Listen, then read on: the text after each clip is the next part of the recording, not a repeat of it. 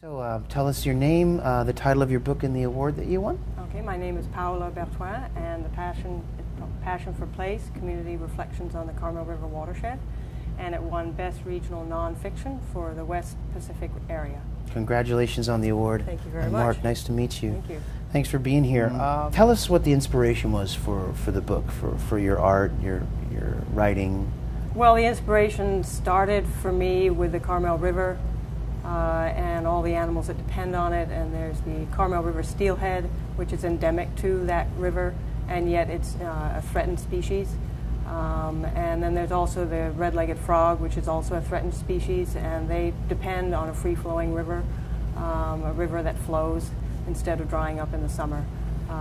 So it's the river, it's the water, it's the stories that people tell about their connection to the river, and it's also the stories that people tell about their connection to the land as a whole.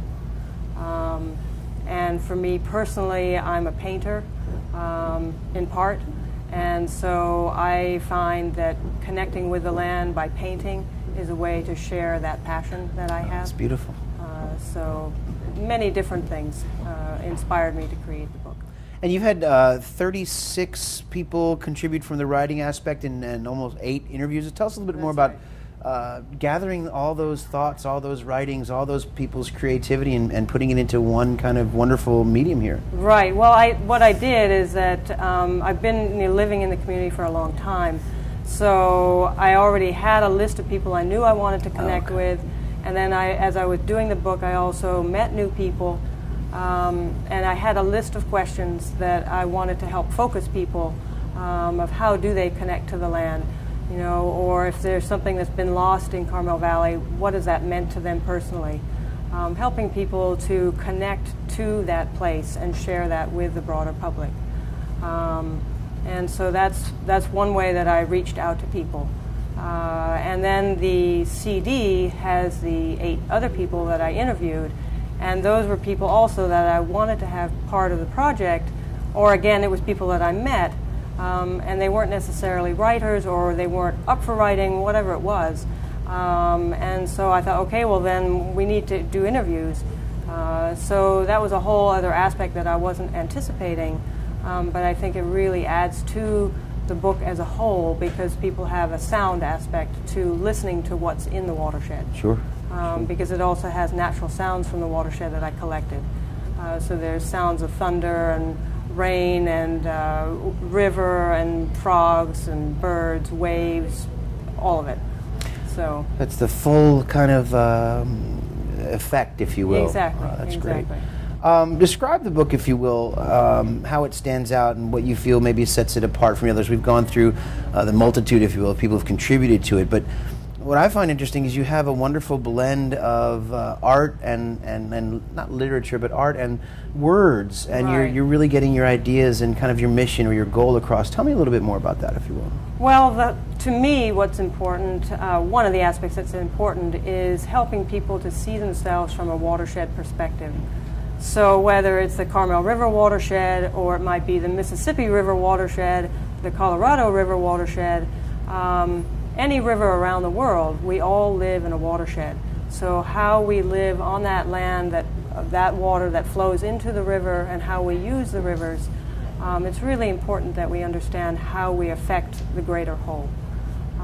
So to me, that's one of the aspects that sets this book apart.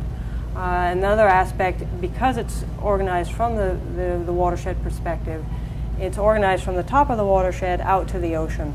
Love that. So that people, as they have read the stories and the poems and the essays, and also listen to the CD, that they get that whole feeling of the whole place by the time they've ended up at the ocean's edge. A journey of sorts. Exactly. From the start to the finish. Exactly. That's wonderful. Exactly. Write it for anybody in particular? Well, I wrote it for various people and regions and reasons. A primary one, perhaps? Primary would be for the community, because it's very important to help bring people together and help share people's voices in a way that is beyond politics, a way that people in any other community could be doing something like this. Quite refreshing in today's times. Yeah, exactly. So it's something that I find that people have really responded to being able to share their own voice. And then the people who have read the book are also finding it really a wonderful way to learn about the area, whether they have lived there for a long time, or they are visiting, or they have gotten the book from, you know, they live in Berlin, or they live in France, or they live in England, they live here in New York City. Well, let's expand on that a little bit, that experience. Anything unique or any inspirational experiences or something you can share with us that someone's been really affected by it in a way that you want to share? Well, I know that from locally, people have expressed that it's a very strong feeling for them, such a strong feeling that they are brought to tears talking about it, talking about what the river means to them by reading this book and by reading what other people have expressed. And then in terms of people outside the area, the fact that people are buying the book for friends, and these are people that I don't know, and then they're buying it for their friends, and they're buying it for people in Montana or Texas or Florida or wherever it might be. So it's really getting around. So as a regional book, it's also fulfilling its mission of a bioregional book with a global vision. Wonderful. So that's and winning awards. And winning awards, exactly. Speaking of, what does the award mean to Paola? Tell me a little more about what that means to you. Well, it's very significant to me because these ideas of art and the natural world and the community sharing their voices, that's something that in the big published world, it's not as common.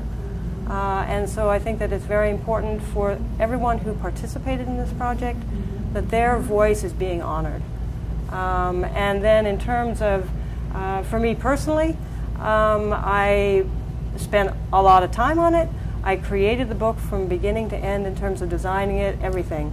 And this was my first book of such complexity that it's a real honor to have received this award. And you've done, there's a magic here. You've brought the community together, you've brought artwork in, you've brought some wordsmithing of sorts, and you're on a mission to promote this well-being of this natural resource that is so important to your where you live and your surroundings. And I love the watershed philosophy as well. I think it's brilliant overall, just wonderfully done. Last but not least, where to from here? What's on the horizon for you? Well, I'm hoping and thinking about ideas again surrounding the arts and the natural world and how to bring those two together and how to share that message on a broader scale. So it might mean a documentary. It might mean another Passion for Place, again, maybe on a broader scale. And then the other goal is to sell the rest of the first edition by the end of this year.